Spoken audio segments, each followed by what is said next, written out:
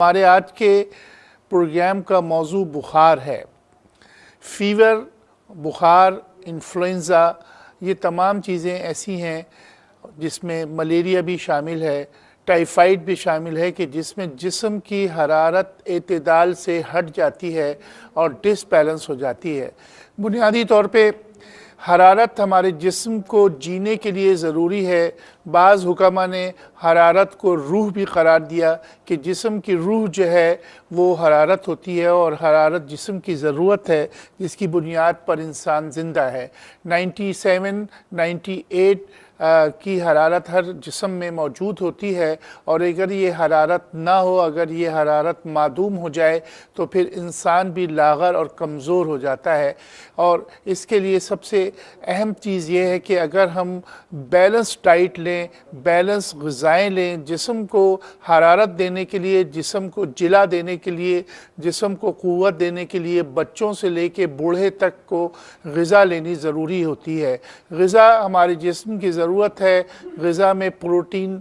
لینا ہماری ضرورت ہوتی ہے، غذا میں کیلشیم لینا ہماری ضرورت ہوتی ہے۔ اسی طریقے سے مختلف منرلز جو ہیں وہ ہمارے جسم کے لیے ضرورت ہوتے ہیں، اور اگر ہم کسی نہ کسی پرابلم کی وجہ سے کئی دن کے فاقے میں آ جائیں اور جسم کے اندر پانی اور غذا موجود نہ ہو تو وہی حرارت جو ہے وہ کم ہو جاتی ہے، وہ معدوم ہو جاتی ہے، اور جس سے انسان جو ہے بالکل آخری کونے پر پہنچ جاتا ہے۔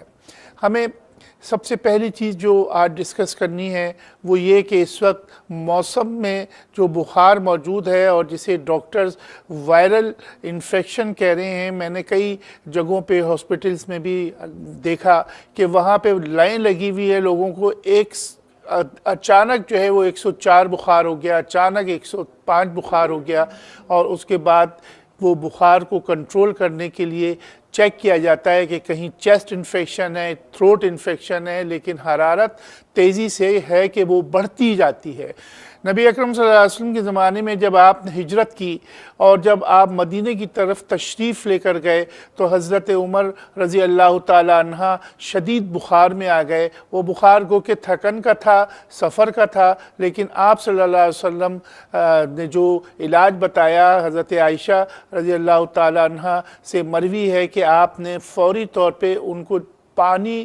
ڈالنے کا ان کو حکم دیا کہ ان کے جسم میں پانی چھڑکا جائے اور پانی ڈالا جائے تو اس سے بخار جو ہے وہ فوری طور پہ نیچے آ جاتا ہے۔